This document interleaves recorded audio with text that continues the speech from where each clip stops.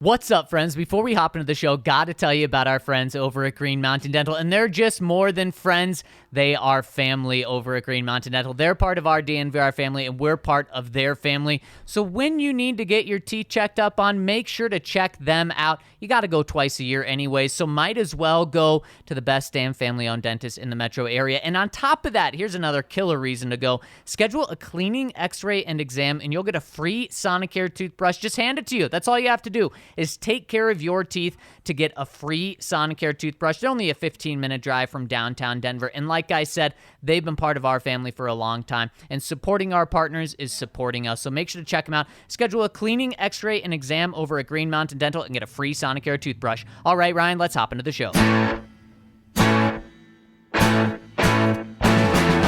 one for the one and only DNVR. Two goes out to Zach Mays, Arcade, and the bar. Three for Mr. B in that old trophy case. Number four we're still waiting for, well, bring on the chase. Out on the field at Mile High, Broncos win is our desire. Coupled with Breck, Brew, and a friend, bleed orange and blue to the bitter end. Come and join us, DNVR. We are DNVR. We are DNVR, and we are live from Studio A. The A stands for an interesting decision or decisions coming down the pike here soon. We're going to talk about all of that in just a second in terms of Bradley Chubb, Courtland Sutton. Is it time to extend these guys, or is it wait and see mode? Let's talk about that. But first, I want to give a shout out to our presenting sponsor, MSU Denver. Check them out, msudenver.edu/online to see all they have to offer. And they have a lot to offer, 750 total classes, 45 plus online and hybrid programs. There's really something for everyone over there, no matter what you're looking to educate yourself upon. So head over to msudenver.edu/online today and see how you can get better over there. My boy, Ryan, what is up, my friend? And happy CU Football Eve. Oh, gosh. It's really interesting. We have a lot going on around here this week and beyond. For sure. And it's like such an internal struggle because normally, just being honest here, this is the week where my productivity just goes down so severely because all I can think about is CU football.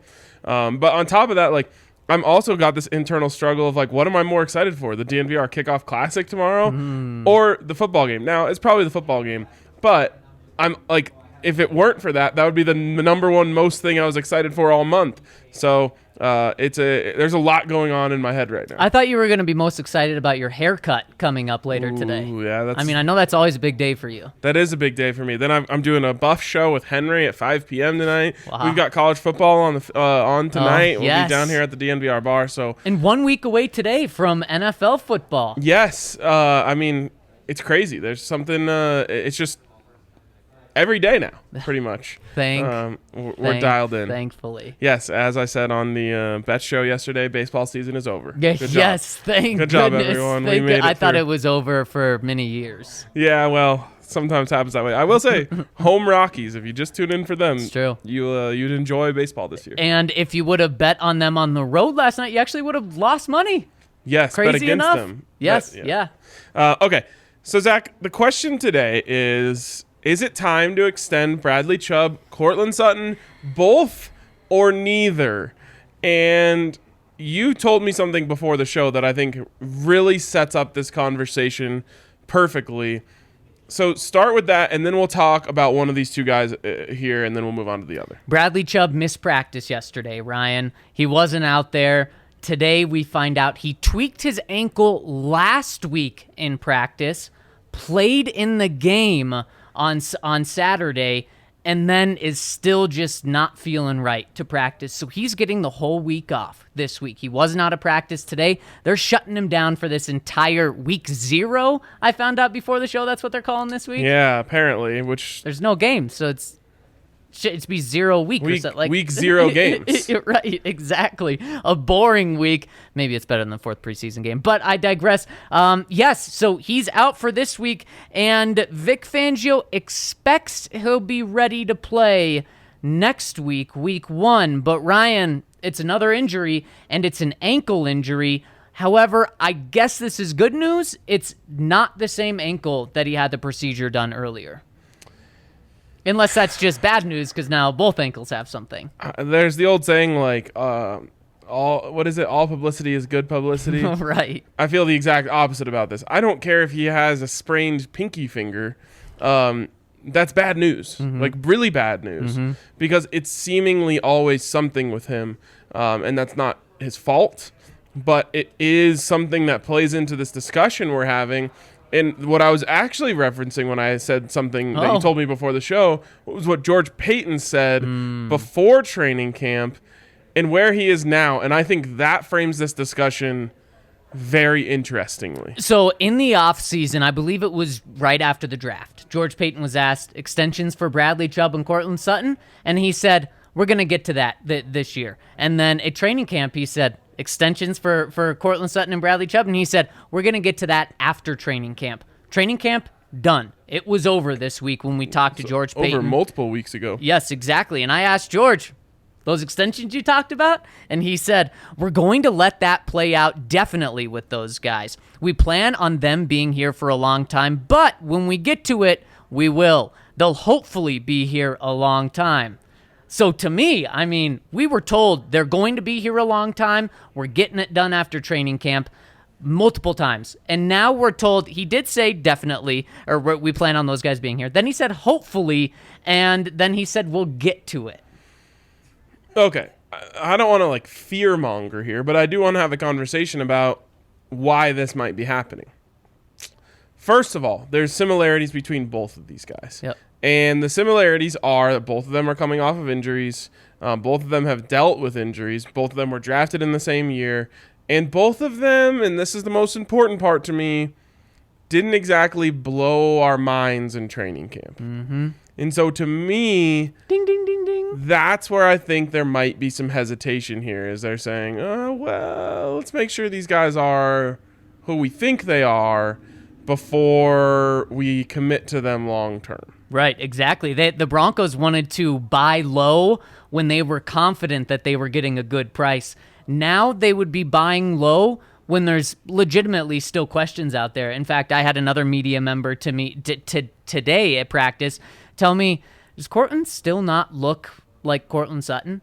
And it's just because, Ryan, we did see Cortland go out last week and look really good. But did he do a 50-50 jump catch? Was he really physical? No, he was wide open, made a great catch, and then he also made a great play on the ball in the end zone. He slid, which you love to see him go down on the knee, but we don't say that Cortland Sutton is that. That's not what makes Cortland Sutton great, right? I mean, I probably could have caught the ball on the first catch that Cortland made where he was wide open. Now, he did a great job getting open. Yes, great route. But the game on Saturday alleviated some of my stress. But I haven't seen him once, Ryan, make a 50-50 catch. You were out at training camp 2 years ago, the year before Cortland Sutton was a Pro Bowler, and wasn't Cortland Sutton making 50-50 catches? They were 80-20 catches with him. Wasn't he doing that multiple times at practice? It seemed like every day, at least twice. Yeah, exactly. I haven't seen that once. So it does make me say, while Saturday made me a lot more comfortable with where he's at, I still haven't seen the Cortland Sutton yet. And George Payton probably feels the same way. Now, again, that doesn't mean it's not going to get done or that they don't still love Cortland Sutton. I mean, when his son asked what jersey should I get of the Broncos, he told him Cortland Sutton. So he obviously likes Cortland Sutton. They're very hopeful, I think, that Cortland Sutton will be Cortland Sutton this year. But one thing I've noticed with George Payton that I don't exactly love at this point, because there's a big criticism I had of John Elway, is a little hesitation to make the big commitment. You saw it, obviously, in the draft with the quarterbacks, and I'm starting to maybe see it here a little bit, which, again, he might be rightful in this, but guess what, Zach? If they go out there and they ball out, we've seen this problem many times before. They're going to get more and more and more expensive. Yep. So you have to trust your eyes.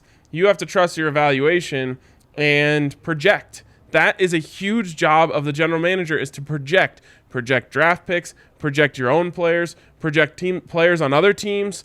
And if you just wait until it slaps you in the face, you aren't going to be able to keep all your guys because they're all going to cost a whole lot more. Yeah, you're 100% right. So it's the very interesting balance that George Paton has right now of trying to buy low, and it's still not low by any means because Courtland Sutton, the last time he was on the field for a whole season, he was a Pro Bowler. He's not going to forget that. His agent's not going to forget that. But Ryan, what if Courtland Sutton never becomes that guy again? And instead of being a Pro Bowler, he's an 800-yard guy, but right now, because you signed him up before this season to try to get a discount, you actually overpay for him.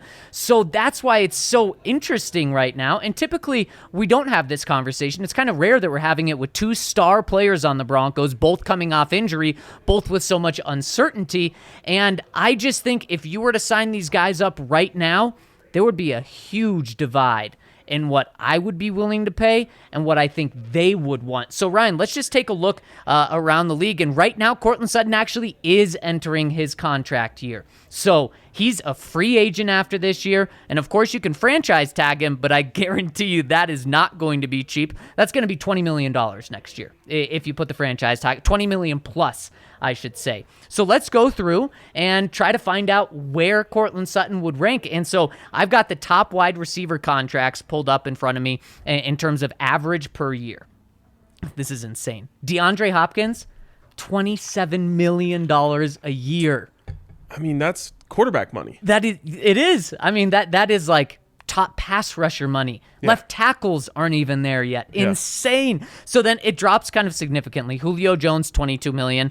So I'm going to go down this list and stop me when you get to the player that you say Courtland should be making that much from what you know right now about Courtland. I like this exercise. Keenan Allen. Keep going. I might come back to that. Amari Cooper. Okay, keep going. Michael Thomas, you're sweating a little bit right now. He's in this group. Okay, he's in this group. Ryan, this group of Michael Thomas, and then Tyreek Hill is next. I'm sure you would say he's in that group as well. Tyreek Hill should be above. Exactly, yeah. So Michael Thomas, $19 million. And then Keenan Allen. He's not quite Michael Thomas, million. but I think he is Keenan Allen and Amari Cooper. I think so too. And that's a cost.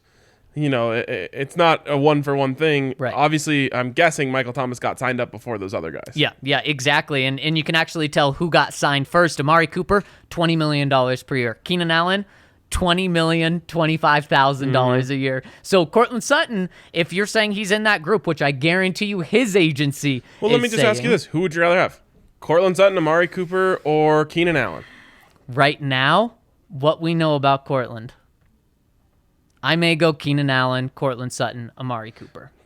Definitely not for me. I'll take Courtland Sutton, especially he's got the youth on his side. No, yeah. Like, he's a Pro Bowler, 1,000-yard receiver. He's just a safety blanket. I'm not going to argue, though, because I see that. So you would naturally think Courtland Sutton would be $20,050,000, wouldn't you? Yeah. And that isn't crazy to say. That would put him as the third highest receiver in the league, only behind Julio Jones, only behind DeAndre Hopkins. And people are probably saying, why are you paying him so much? Well, his side is probably trying to say, we need to reset the market. Now, I think they understand $27 million is probably a little crazy, but that's where they're coming from. If you were signing him right now, you could get less than that.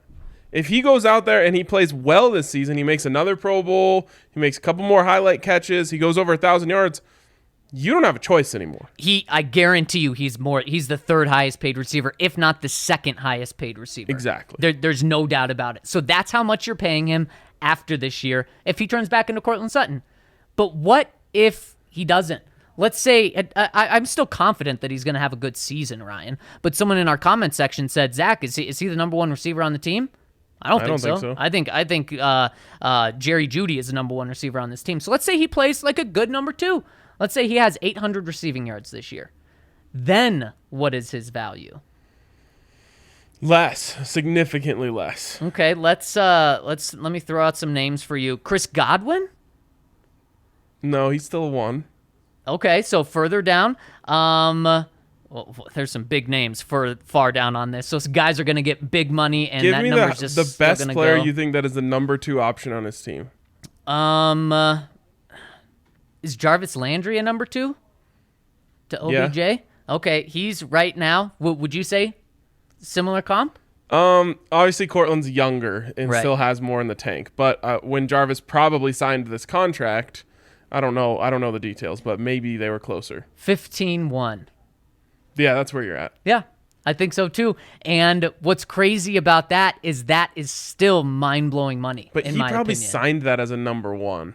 Right. Again, but Cortland's not gonna like if Jerry has 1,200 yards and Cortland has 11, he's not gonna be like, okay, yeah, I guess gotta take number 2 money. I'm a number 2, exactly. No, he's not. And I imagine Adam Thielen signed this contract with Minnesota when Stephon Diggs was still there. $16 million. Yeah, that's the number. So that's what we're talking about. I gotta say, Ryan, obviously the higher number scares me more. Even this lower number scares the heck out of me.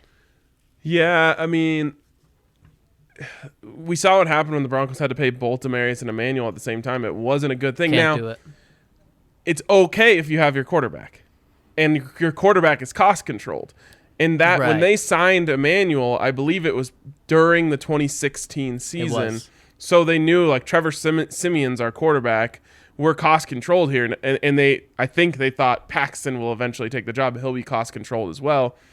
Well, then all of a sudden, you've got to sign Case Keenum, and you're paying him $18 million, and then you're paying 2 wide receivers, and now you're paying way too much money in those 3 places. So this is the interesting thing here. The one nice thing you do have is 4 more years of control on Jerry Jeudy. Right. So you could sign Cortland to a 4-year, $15 million a year contract, $60 million contract, and they'll probably be able to get out of it if you want to by the time Jerry's ready to get paid. It's true. Now, you can also extend Jerry after next season, so after the 2022 season, if you wanted, but obviously that would be your choice to do that.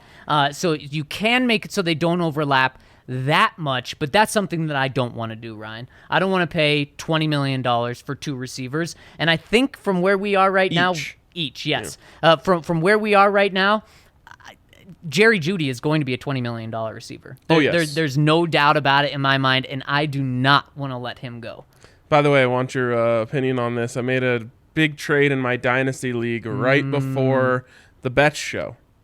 Jerry? So I have a lot of quarterbacks. I have a wealth of quarterbacks. Yep. And so this guy was my 5th best quarterback. It's a 2-quarterback league. Okay. But currently I had him ranked 5th out of my 5 quarterbacks. Smart to move on. So I traded Trey Lance He did it. for Jerry Jeudy, a 2nd and a 3rd. Wow.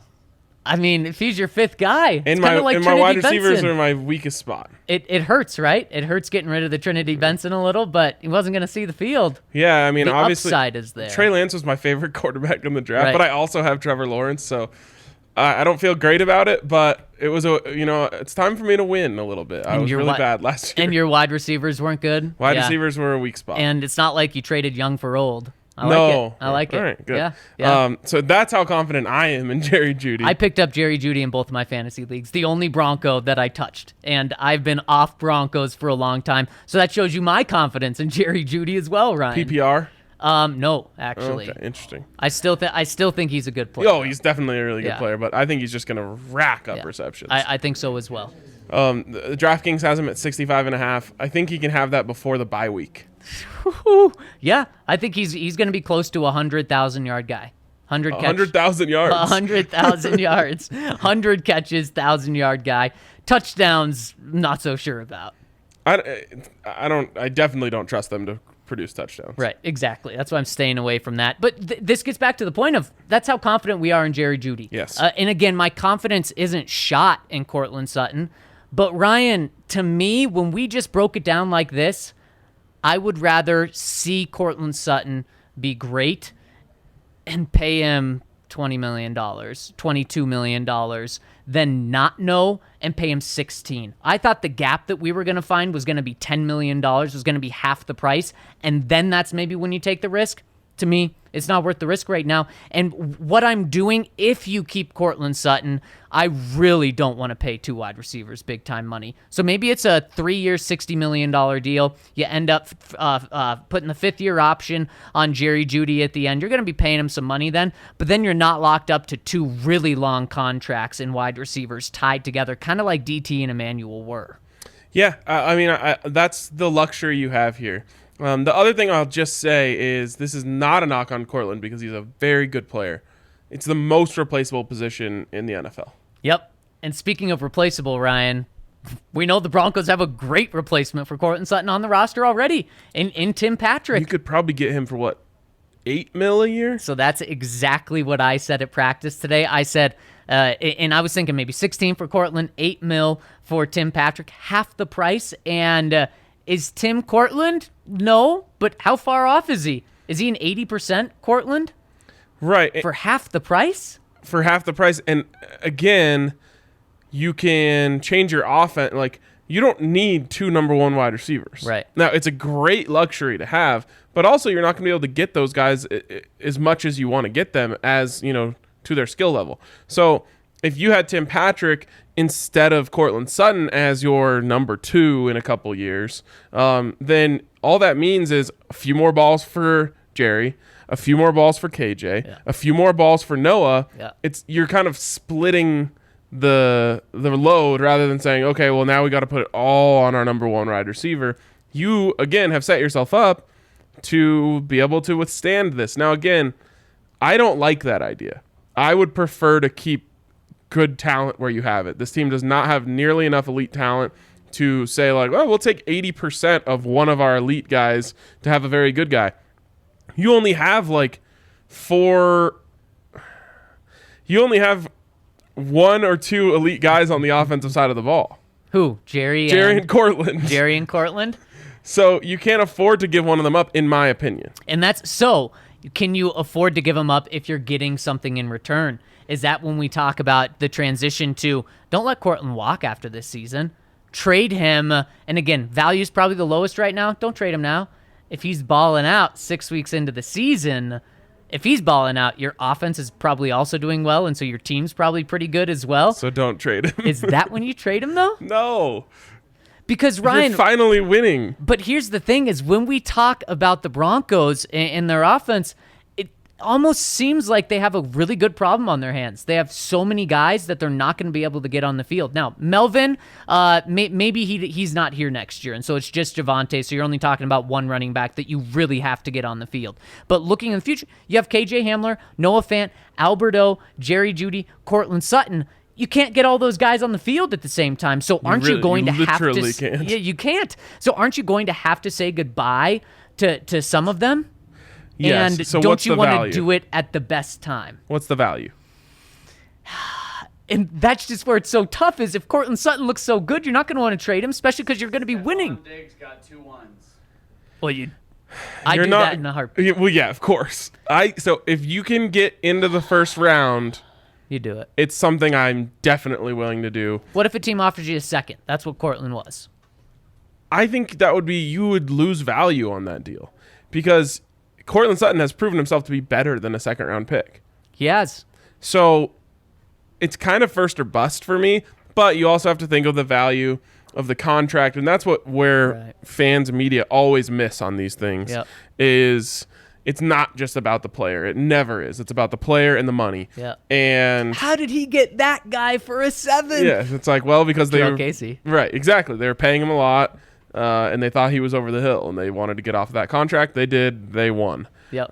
Happy retirement to Jarrell. Yes, happy retirement, Jarrell Casey. Super cool guy. Yep. So again, it's like, okay, well, we're gonna have to trade for Cortland and then pay him a big contract. Stephon Diggs, was he already under contract? I don't think so. I don't know. So if they They just extended it. Yeah, so if they felt like they were getting a deal on Stephon Diggs, then they probably were willing to give up more draft. The opposite is true of Cortland Sutton. So you might not get it, but you draft a guy in the 2nd round. He turns out to be a star, and then you trade him for a 2nd round pick. That doesn't add up to me. That's fair. That's fair. I mean, he turned out to be a first-round pick. Right. And so you want that value back. Man, if you're getting a first-round pick, you do it in a heartbeat. And someone at Broncos today said, I think you can get Tim for 5. And I said, oh my gosh, if you can get Tim for 5, then you absolutely a fourth do it. of the cost. I Yes, really exactly. just think they should follow the Minnesota. They extended Justin Jefferson, let him play out a year of his big money. He balled out, and then they traded him for 2 1s. Oh, you mean Stephon Diggs? Stephon Diggs, Right, yeah. Right. Yeah. You could follow that exact model. Well, and you could convince yourself you have Cortland Sutton's, and what works out ideally is you're not replacing Jerry Jeudy with Tim Patrick, who is kind of a very similar type of player as Cortland Sutton. You're replacing Cortland Sutton with the guy who is meant to replace him. Then you still have the tall guy in Tim. You still have the just superstar in Jeudy. And then you still have a great third receiver to go along with Noah Fant. That's just why if you get something for him, I think you do it. Now, George Payton, like you said, he recommended his son get a Cortland Sutton jersey. George Payton loves Cortland Sutton. But after these comments this week, maybe he is realizing maybe he's not going to be the Cortland Sutton, at least for a year, but we're going to have to pay him to be that old Cortland Sutton. So obviously, Ryan, you can tell the way that I'm trending right now, and we have some people saying that we're being disrespectful to Cortland Sutton. I don't think there's anything How so? disrespectful about saying his floor for a contract is probably $16 million and his ceiling is to be the second highest paid wide receiver in the league. I just think that you have to realize how valuable he is to someone else, and maybe that value is better in a first-round pick for you that you can go turn into a replacement. Quarterback. Yes, a quarterback, exactly, because you already have so many wide receivers. Yeah, and I don't know how it could possibly be said that I was being disrespectful. I said I wouldn't do it. You have 2 elite players on offense, or at least elite talents, and you can't trade one of them away just because there's a guy who's 80% of elite. The whole league is about elite players. Mm-hmm. That is how you do it. Now, here is my one counter to that and why I would definitely listen to a first-round pick.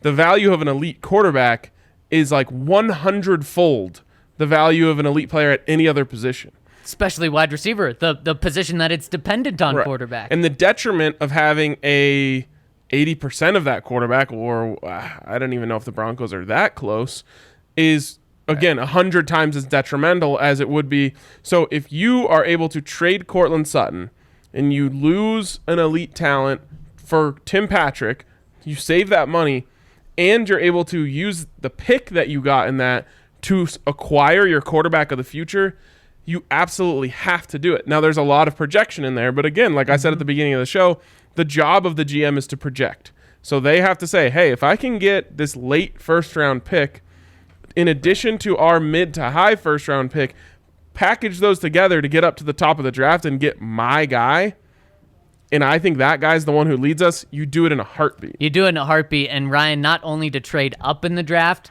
but Aaron Rodgers may be available next year. It certainly seems like that. You're going to need a lot of picks for that. Instead of mortgaging the future after Aaron Rodgers leaves you, why don't you just mortgage what you have right now and trade away 2 first-round picks from next year, a 2023 first-round pick, and boom, a deal's done right there. Would you want a Cortland Sutton with Aaron Rodgers? Sure, of course you would. But is Tim Patrick going to be a fantastic receiver with Aaron Rodgers? Yeah, he will be. Tim Patrick with Aaron Rodgers would be more productive than Cortland Sutton with Jordan Love.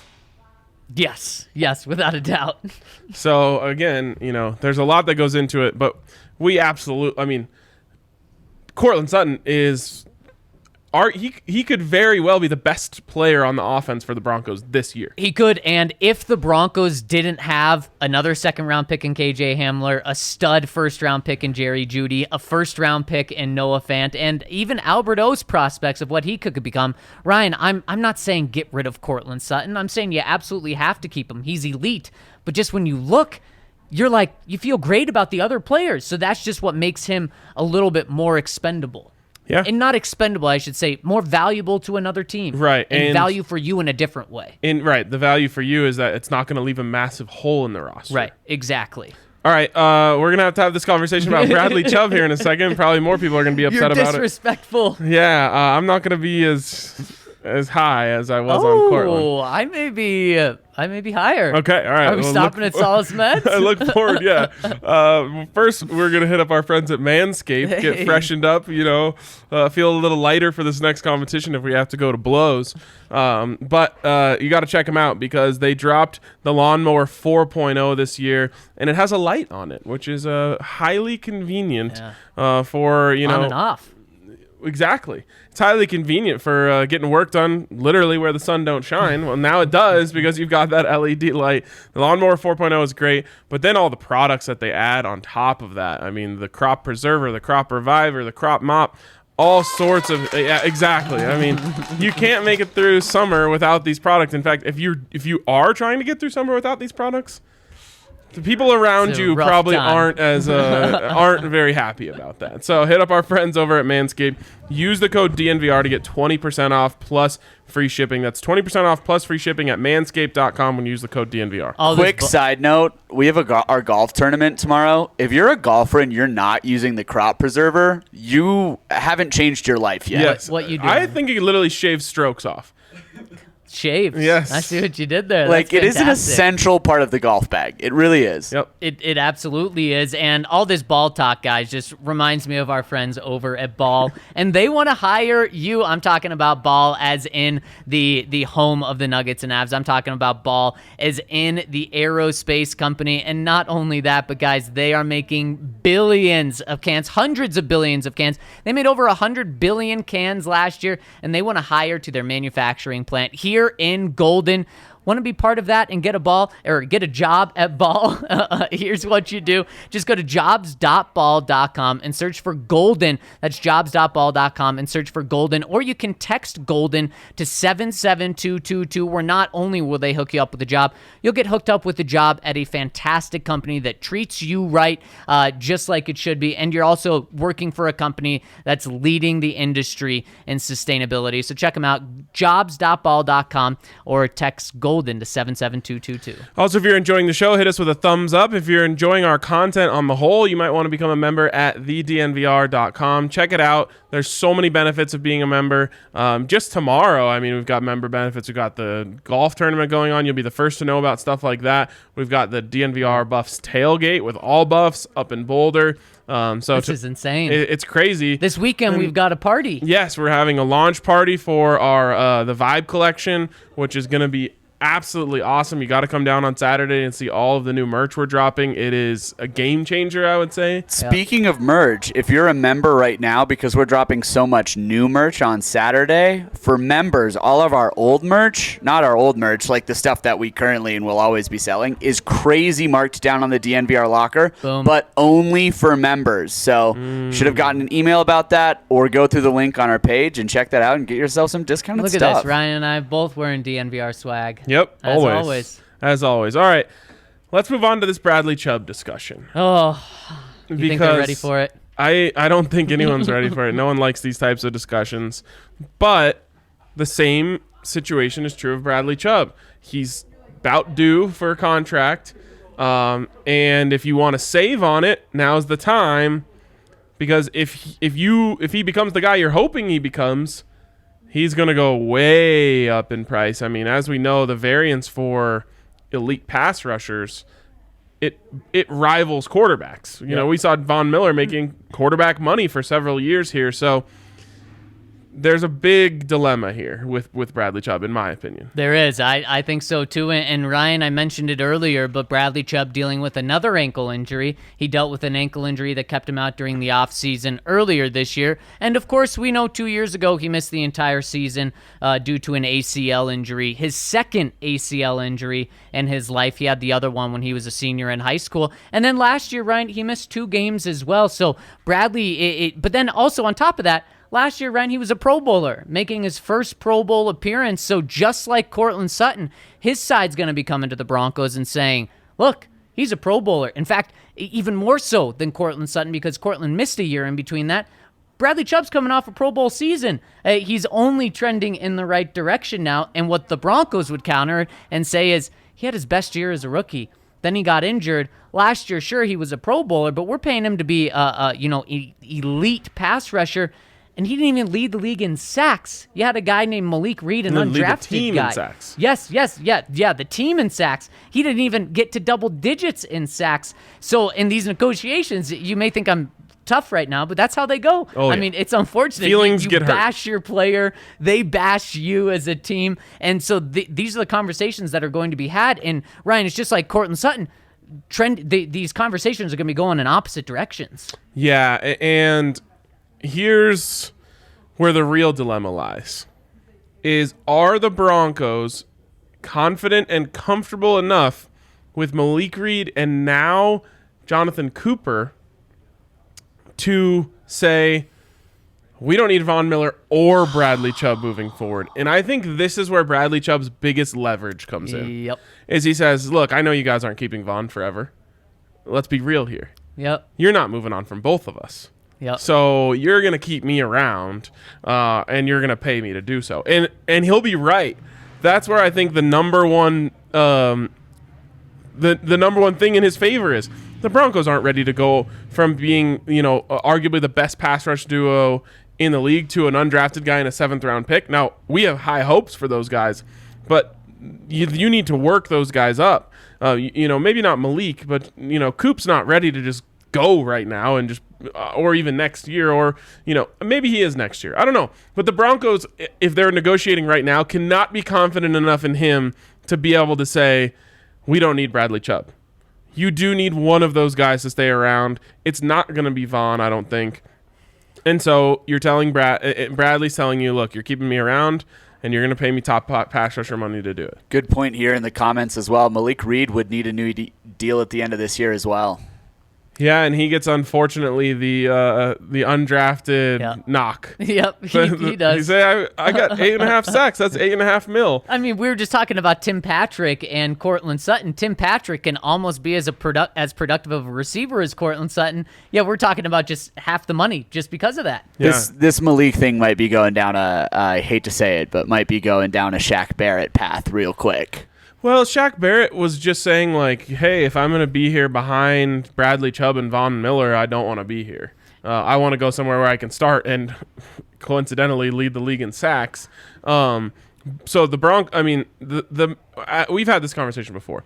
The mistake the Broncos made with Shaq Barrett was not letting him walk. They didn't have a choice at that point. The mistake they made was drafting Bradley Chubb. Especially over Josh Allen, hindsight being 2020. Exactly. So this is a little bit different because Malik Reed is going to play a lot. And he has the assurance of, hey, look, it's not Vaughn and Bradley for the next 5 years. It's probably Vaughn and Bradley for this year. Do you think it's a mistake if you sign Bradley Chubb and Von Miller to significant extensions? Yes. I think so too. So I think you're right. I think you are choosing between one of these two guys to keep around, but you're not moving on from both of them. And Ryan, I completely agree with you. You're not going to say bye to Bradley Chubb, who's so much younger than Von Miller, and let him walk and get a big deal from someone else and have Von Miller around for 2 years, 3 years, hoping that one more year of this deal is elite. You're just not going to do that. So Bradley Chubb has all of the negotiating power. And do you feel comfortable with Bradley Chubb and Malik Reed and Jonathan Cooper moving forward after this year? Absolutely. I do as well. I completely agree with you. The Broncos won't feel comfortable with just Malik Reed and Jonathan Cooper. So Bradley Chubb has all the negotiating power. So the question is, when? When do you sign him up, Ryan? Right now, he's under contract for this year, making $8 million in salary and average money this year. Next year, you already picked up his 5th-year contract. It's already guaranteed $12 million. So he's locked in the next 2 years, very affordable for what he could be. Even if he's an 8-sack Pro Bowl guy, you're fine paying that. But he views himself as trending up. He's not going to say, okay, I'll sign a 5-year, $60 million contract, $12 million a year will do. He's not going to say that. He's looking at some big-time numbers. So let's do what we did with wide receivers. Let me read you the names of edge rushers and tell me where to stop. We may go a little further than wide receivers, maybe not. Joey Bosa, Myles Garrett, Khalil Mack, DeMarcus Lawrence, Leonard Williams, Frank Clark. All right, you got to stop. Stop. Yeah, I mean, We're there. those last 3. Yep. And I'm happy you didn't just stop after 1 because sometimes there can be an Yes. oddball. But when you get to 3 in a row. 3 in a row of guys who are similar to Bradley Chubb in the sense that they're very talented, but they don't have crazy production every year. No, not a. DeMarcus Lawrence has one crazy productive year, and Well timed. Yes, very well timed. And Frank Clark and Leonard Williams, you're right. They're not putting up superstar numbers. So we're talking about Frank Clark, $20 million, and we're talking about Leonard Williams, $21 million, and DeMarcus Lawrence, $21 million. And there Keep going down the list. Fred Warner, Von Miller, Trey Flowers, Cameron Jordan, Okay, yeah. I mean, this is where he lives. D Ford, and then a guy, if you want to talk about a very recent contract, Shaq Barrett. He's at $17 million. Gosh. He's not going to accept less than Shaq Barrett. I mean, he should. He should, but he won't. He won't. His representation won't. So, I mean, what we're talking here, Ryan, is $17 million, the floor. Not even the $21 million that we were talking about isn't even the ceiling for him, because you have Khalil Mack at 23.5, Myles Garrett at 25, and just like DeAndre Hopkins, Joey Bosa blows this group out of the water at 27. You also need to think this season TJ Watt extension's probably going to get done. That's going to be probably close to 30. Yep. And then Nick Bosa's coming up around the corner. Exactly. And he carried a team to a Super Bowl. Yep, and we know what waiting does. Just drives those prices up because everything else goes up. And that's what I was going to say is I think your move is to go now. Yep. And what you do to negotiate here is boost him up big time this year and next year. Right. Because what'd you say, 12 mil a year? 8 this year, 12 next year. So he's averages making out to 20. 10. He's making 20 over the next 2 years. Give him 20 this year, 20 next year. Boom, doubled. And then it tails off in the next 2 years after that. So you're basically saying, hey, we're doubling your salary in these next 2 years. And then, the 2 years after that, you go down to 18 and a half or whatever. Or are you saying, what if he says, okay, I like where you're going. Let's just make it a flat 25 years, $100 million deal. $20 million a year. Let's sign it right now. Because now what you're giving up as a team is the opposite of what you just said about what Bradley's getting. Now you're paying double the salary this year and next year. But what you're doing is you're locking him in right now as the 7th highest paid pass rusher right now. What's that going to be in 4 years? He could be like the 40th highest paid pass rusher. Can we do 5 years, 100 mil, 50 guaranteed? Oh, it's going to have to be closer to 70. You're going to have to guarantee 3.5 years. See, that's where you lose me a little bit. We don't know. Getting those sweaty palms. That's what George is saying. We don't know if he's going to get back to himself. And there's always something with him. So I'm willing to gamble on the upside of the production. But I'm not willing to be tied to it for a long time. And that's fair. He's missed a third of his games, essentially, in the NFL. So, Ryan, you're naive if you sign this contract thinking he's going to play 100% of the games. Yep. If I'm George Payton, I'm going into this and I'm saying, what's the most I can pay for a guy that's going to play 65, 70% of the games? And he's very good beyond just the sacks. But also, the sacks have been there in bunches. He went, in 8 games in his rookie season, an 8-year stretch, had 12.5 sacks. Boom. Huge. Unbelievable. So productive. But then the other 8 games, 0. Last year, when he was a Pro Bowler, 8 sacks. Not amazing at all. And again, his game goes beyond the sacks, but something you have to keep in mind. That's where the money comes from. What if in the first 2 years of this deal, when you already had him for 8 and 12 million, he goes on a pretty cold streak outside of a couple of games, and you're looking at 2 8-sack seasons, 8 sacks, and you're like, oh my gosh, what are we doing? And then he saves his best for later, and you get it later. But I mean, that's something to keep in mind. What's the floor for someone you're paying $20 million in terms of sacks for it to be not a disappointing season? Is it 12? In today's NFL, double digits, I hate probably. this. Yeah, going to 10. Oh, see, if I'm paying you $20 million and you get 10 sacks, I'm saying that was an underachieving season. Me, I'll roll with you. I'll take 12, but I think there's people now that will say 10. Let's just look at Von Miller. Von Miller's not getting 20, he's getting 19, and everyone in Denver is just making me so upset saying they'll take 10 sacks from Von. Yeah, no, I'm saying, before you reach superstar status, it's $1 million a sack. Yep. Now, That's a good way to put it. And then superstar status, it kind of goes out the way. Right, exactly. Yeah. Because, I mean, also, Vaughn has flashed that potential. He had 18 and a half, right? Yep. So Super Bowl MVP. he's getting paid that. Yep. He's getting paid for his top end. Now, Bradley Chubb, what's his personal record? 12 and a half? Yep.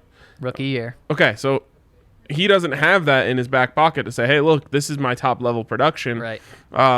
So again, I need, like, that's what I'm paying you for. If you're giving you 20 million, we expect 12 and a half a year. Yep, I completely agree. And Ryan, I mean, I'm going down to just find where the bar hits. There are 41 pass rushers that are making over $10 million a year. So when you talk about an extension with Bradley Chubb, you're not talking 10 million. You're not talking 15 million because guys making 15 million, there's over 20 of them. Bradley Chubb's going to want to be paid like a top 5 pick, like a Pro Bowler, like a special guy. You're talking the $20 million range, and that is just insane. And then so you combine both of these together, Ryan, and we're talking about a potential $20 million receiver, $20 million pass rusher. That's maybe why George Paton's taking a step back and saying, can I commit to $40 million between two guys who are really good, have a very high ceiling, two young guys that could be part of our core for a long time, but they're both coming off of injuries. We don't know how good both of them can be. We're going to be paying them each like top 5 guys, yet we don't know if they're going to be able to live up to that because Courtland Sutton had a great Pro Bowl season, right? He was an alternate to make the Pro Bowl. These are just the facts. I think he was like the 12th or 17th highest receiver that year. It was a great season, over 1,000 yards, but he wasn't in the top 5, and he's going to want that money. So that's why there are decisions to be made from George Paton. It's not as straightforward as it seems. All right, we're putting a bow on this with this question. You only get to extend one. Who are you taking? Chubb. Look at what you have at receiver. The value of the position makes you lean Chubb, but if I'm saying who's the better player, I think it's Sutton.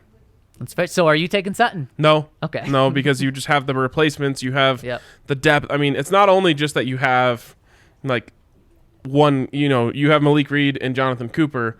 With the offensive side, you have a lot of other weapons there. Yep, exactly. For me, it's really just the Jerry Jeudy thing. I would pay Sutton in a heartbeat if I didn't have Jerry Jeudy, who I would rather have long term, and I know he's going to need to get paid in a couple years too. And really quick, on the flip side, if Von Miller was Bradley Chubb's age, just like Jerry Jeudy is Courtland Sutton's age, then we could have that same argument about Von. Right. But it's not. It's not.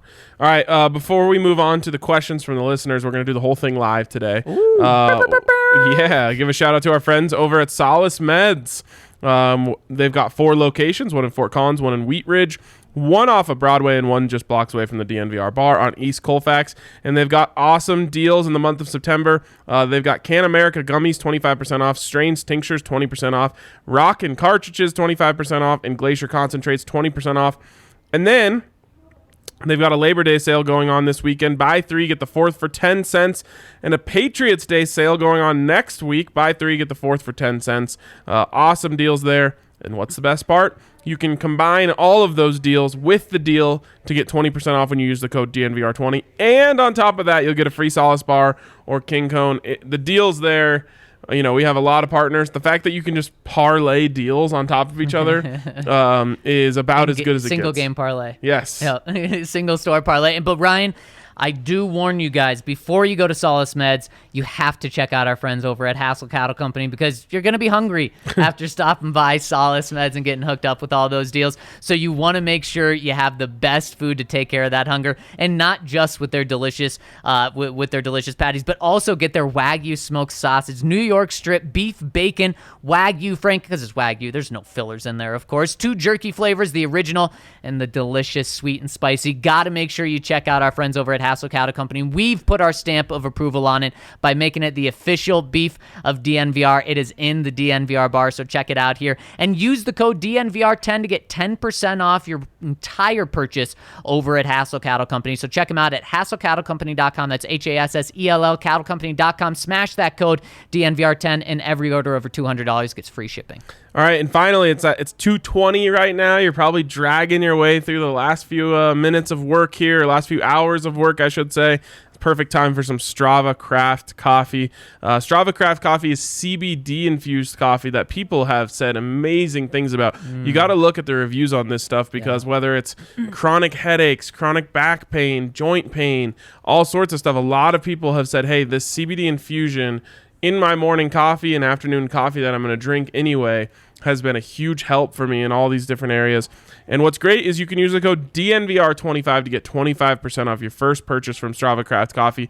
If you want to try it out first, come down to the DNVR bar. We got a great batch of cold brew on tap right now. Stamp of approval. Stamp of approval once again. We've got it here because we endorse the product. We love the product. So check them out. Strava Craft Coffee. Use that code DNVR25. Ryan, let's talk to the people. Let's jump into the comment section in this first one. Great point. Coming in from T-Wood16. He says, I'm a pod behind, but ignore if discussed. This was not discussed. RK, didn't you lose a pizza bet to your guy, Zach? Wasn't it about the Bucks winning the Super Bowl and them not making the playoffs? Yes, you're right. I've lost 2. Yeah, well, and I got to take that one. I am half of your losses. You are. I think I have more losses to you. But still, I'm half of your losses. I think I'm 2-1 against you at least. I'm 1-0 in the past one, though. And 2-1. I think I'm like 4-2 or 5-2 career. And we got one on the line now. We got, Let's go, we Mac. do. I'm not going to say Patriots, but let's just go Mac. I feel really good about this one. Dan Burke says, hey guys, so I'm not usually that kind of fan, but should we be worried about how quickly the Chargers swooped in on Trey Marshall? I know he got banged up toward the end of last year and got passed over by 3 guys on the depth chart, but I listened to how Brandon Staley talked about him in the latest presser, and he mentioned how versatile he was and how he benefited from being in the same room as Simmons and Kareem. Also mentioned how good he was on special teams. Ronaldo Hill is there and was Marshall's position coach, so he knows what he's capable of.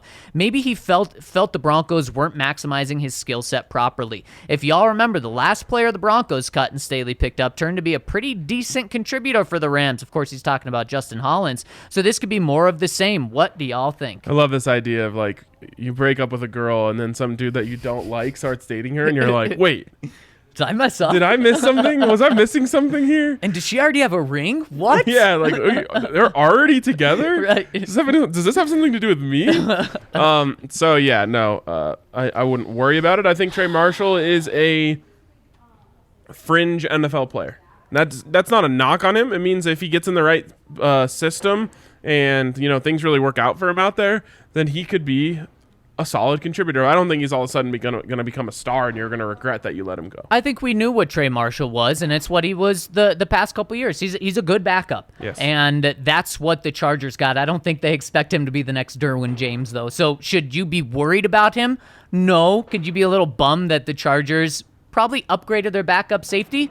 I guess as much as you want to be bummed about your opponent upgrading a backup spot. Yeah, and I mean, he got beat out by PJ Locke. Straight up. Yeah, so you should be happy about PJ. And George Payton, Vic Fangio, and probably John Elway also said, let's bring in 2 rookies this year. Yep, absolutely. Jason17, my boys, happy Thursday, and here's to a great last weekend before football. What are you talking about? Football has already started. It started last night with my UAB Blazers. So let's get down to business. 2 things first. If we had traded for Minshew for a conditional 6, what does his stat line look like in Denver compared to Bridgewater? Second, finally, Wyoming has legalized online sports betting. I have waited so long. And with the news, any chance you guys, your guys at DraftKings DNVR will soon apply to Wyomingites? I'd love to get on with a great deal to start out. Thanks for all you guys do, and go Broncos. Yeah, I don't know exactly if that would extend up there, but something we can definitely look into. I will say there's always awesome deals for people over there in Wyoming. Yes, yeah. Or just anywhere. On DraftKings. Yes, you're spot on. And Ryan, I'm trying to get an average of Gardner Minshew's stats. So when he's played over a 16-game season, here's what he averages per 16 games: 3,800 yards, 26 touchdowns, 8 interceptions. Ooh. And what are we missing here? Why did no one want to roll the dice on that? Here's what people will say is, look at how bad the Jaguars were. Shouldn't a quarterback be able to... You're saying the opposite. All wrong. All wrong. No, look how bad the Jaguars were, and Gardner still did that? It's fair. That's what I'm saying, especially with the way we treat quarterbacks. We're always looking for the positives in them. The same way people are saying all these nice things about Teddy Bridgewater right now. I would say Gardner Minshew might be a rich man's Teddy Bridgewater. The Broncos are 11, 12 wins this year if they get 28 or 26-8. I think so too. 12 wins. So why didn't Washington take a chance on him? Why didn't the Denver? Broncos take a chance on him? Why? In the same vein, why the heck did the Jaguars wait so long to name Trevor? Maybe it was because of Gardner. Maybe he was good enough to push him. But there's all these teams that I'm looking around and I'm saying, like, why was that not something you were interested in? Yep. 26-8? 26-8. I mean, it's not like he pads it. I don't think he's a guy who pads his stats against bad teams and plays terrible against good teams. Like, I think he's had a pretty standard production career. Now, I think he got benched. Well, he got an injury and then got benched again last year. But before he got hurt and then was benched the first time, Ryan, 13 touchdowns, 5 interceptions, 66% completion, 94 passer rating. He wasn't playing bad. Then he comes in and then for 2 games, then gets benched again. 3 touchdowns, no interceptions, 102 passer rating, 67% completion, 404 passing yards in those 2 games. What do you want from the guy? He's on the team with the worst pick, and he's putting up those numbers. And somehow he's a 3rd-string quarterback in Philadelphia now. That is mind-blowing. I don't know where the disconnect is between what I've seen from him and why teams wouldn't want to roll the dice and say, hey, like there's way more upside with Gardner Minshew than there is with Teddy Bridgewater. Maybe I have way too much confidence in the NFL, but maybe it really is just he was a late round pick. His 5th, 6th round pick. Teddy was a that's first. Who he is, right? There you go. Man, that is so crazy to me. I don't know why someone wasn't willing to say, hey, he's better than what we have. Let's give it a shot. 26-8. Man, and he's 3rd string on a team. I love Jalen Hurts and because he's an Alabama guy, but it's not like they've got Aaron Rodgers in front of them. And I assume eventually they're going to cut Joe Flacco. You would think. What I would think. Yeah. But I mean, Philadelphia, it kind of makes sense for them. Like they're saying, okay, well, if Jalen Hurts doesn't work out, then let's see what we can get from Minshew. It's probably going to be pretty good, too. Great question. Next one from kind of a depressing question. Next one from Melbourne Broncos says, hi, guys. What are your predictions for every conference, AFC and NFC? Or is the subject a planned podcast next week? Definitely a planned pod. That's something, big season preview all next week. Yep, Ryan. absolutely, including our final record predictions on the Thursday or Friday show. Yep. So keep an eye out for that. From Submarine Bronco, my perception is that the squad has better camaraderie and is more gelled this year. After his visit to the pod, I've been tuning into Shelby's podcast. It's great, and I get more of the same from there. The team seems to be invested in one another. Look at the celebrations on big plays, Sutton TD, Williams pick, Cooper sack, etc. It's not just the guys on the field they're celebrating, but players from both sides celebrating their teammates' success. Is it a figment of winning in the preseason? Is there something more? Go Broncos. Well, Ryan, and that's exactly it. Is Vic says winning is contagious. We want to win in the preseason, and this is why. Is because it gets a good juju going. Now, does that mean it's going to carry over into dominant performances when you're playing number ones? Maybe the first couple of weeks, but it's when you face good teams, that's not going to. But this camaraderie starts getting going. And Ryan, if the Broncos were good last year, they would have had good camaraderie. They would have been having fun. So that's what it boils down to. Is they're going to have a great chemistry if they're winning. Yeah, I think it was like Austin Calitro or one of those guys last year, though, even was saying like, man, I love this team. He was like mic'd up. Teams usually bond until things start going. They said bomb. No. When they bomb, then the bond breaks. Yep. It explodes. Next one from Coach Tobin. Zach RK. RK has been following me on Twitter longer than you. How about that? Oh, burn.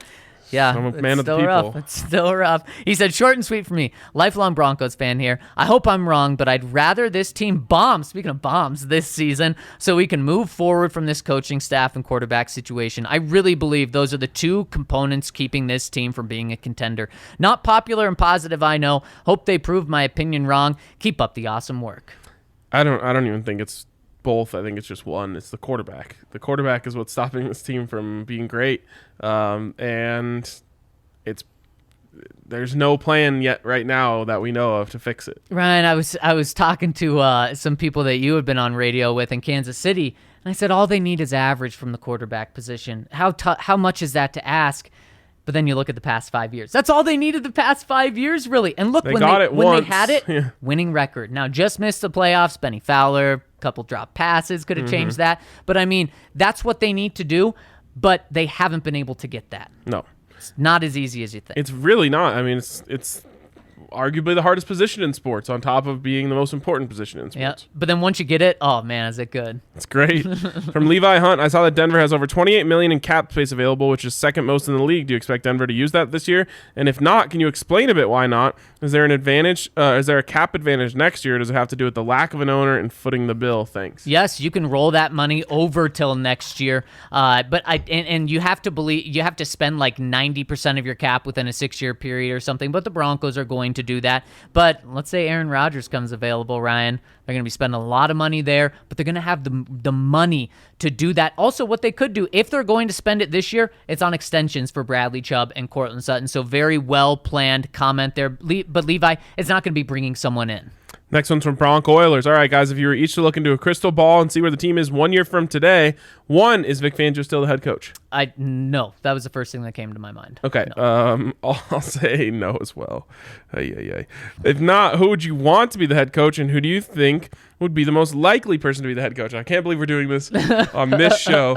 I'll just say a name that has come up that I really don't hate is Doug Peterson. Yeah. Super Bowl winning head coach, forward-thinking offensive mind. I think was a victim of circumstance in Philadelphia rather than his own undoing. So I think he's going to be a hot name in the cycle, and I definitely wouldn't hate it. I wouldn't either, and also George Payton doesn't have to go with a rookie head coach. He gets an experienced guy. He's going to be probably the hottest name next year. Ryan, I got to throw a name at you that Mace threw at me, and I want to see how different or similar your reaction is. Minnesota struggles again. Boom. Mike Zimmer gone. Mike Zimmer, George Payton, easy. Mike Zimmer here. Hard pass. I got a little queasy. Yeah. And because of, and I think maybe we were talking about this even not on air. It's more the same, right? You're bringing Yes. in an old-time coach, a great defensive mind, but defense isn't really your problem. Also, what have the Vikings done? Yeah, exactly. Like, why would you want to be the Underachieved, Vikings? honestly. Right. They consistently are overrated. They underachieve. They have never been a threat at all, really, since, Brett Favre? Yep. So, no. I mean, they were in the NFC Championship game a couple years ago with Case Keenum and almost won that game. Oh, that's true. That was all Pat Shurmur is what the Giants would say, though. Yeah, no, that's true. They were a threat that year. They beat the Saints in New Orleans last year, I think, or was that 2 years ago? So I mean, they've had some big playoff wins. No one looked at them as a true Super Bowl contender, I don't think. One thing that I'll always remember, a couple years ago, I was just shocked. I think it was some national website came out and said that the Minnesota Vikings were the #1 team in their power rankings entering the season. Right after they got Kirk Cousins, I remember it too. Yep, and I was thinking, what in the world? And then they just underachieved big time. Yeah, so you don't want to be them. And Ryan, a name I want to throw your way is Dayball. You weren't very high on him last year. Would you be okay if Josh Allen balls again? I was high on him. Okay. I Maybe really you weren't didn't. a fan on him going to No, Chargers. I wasn't a fan of the Chargers not hiring him. Oh, gotcha. So would you be okay with that? Yes. Yeah, I like that idea a lot. Yep, me too.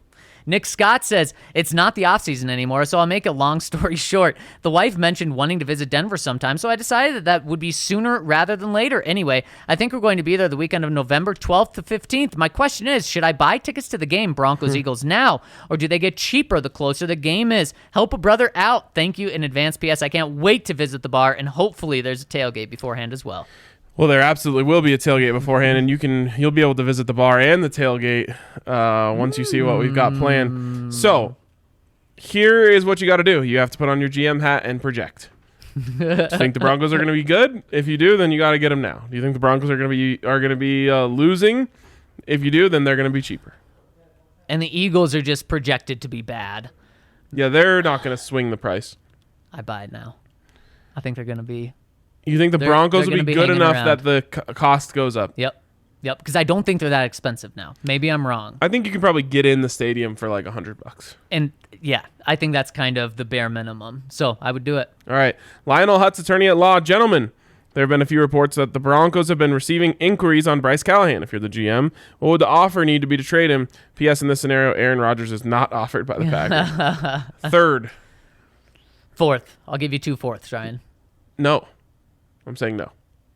Give you 3 fourths. No, there's no amount of fourths that gets it done. Yeah, for me, if you're going to hurt your team for this year, you got to be getting a day 2 pick back. Couldn't agree more. You really, it just doesn't make sense for a 4th round pick. No, it doesn't. You just got a 5th round pick for Trinity Benson who wasn't going to see the field. You got to get a lot if you're going to move on from one of the best slot corners in the game. And have wasted your time with all this dime stuff. Yep. Yeah, it's true. It's very true. So, yeah, you told Vic Fangio, I got you your corners. You don't get to take them away now unless you're saying, hey, look, we're getting a 3rd rounder for a guy on a 1-year contract who hasn't even been healthy. What if George takes away Bryce and then says, oh, also you're going to start Drew?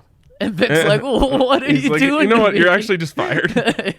All right. That is, I don't like this idea of trading a corner, but I'm starting to get the feeling that the Broncos are going to do it based on the fact that the buzz keeps going around. People are trying to say they're not shopping them. Yes, they are. Ronald Darby was asked about it today, and he said, what? They're shopping a corner?